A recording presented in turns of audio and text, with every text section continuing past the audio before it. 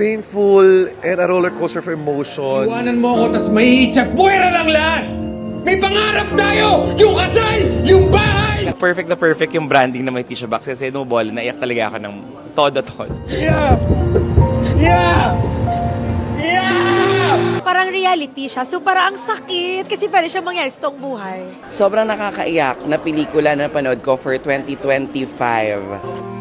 Kung nakakalimot ka na, balikan mo lang ang mga alaala natin. Malalaman mo na mahalaga ka sa akin. Marami din yung makaka-relate talaga sa bawat mga linyahan at bawat mga eksenang nangyari sa movie. Kung naghahanap kayo ng pelikula na kakapit sa inyo at maaalala nyo, I think ito yung pelikula na yun. Ito pala yun akin. Nagiging mahalaga lang yung mga tao sa atin. Wala na sila. Iniimbitahan ko po ang lahat ng ating mga Pilipino nanonood dyan na pumunta po sa mga sinihan sa July 30 at panoorin ang Lasting Moments by Direk Fifth Solomon.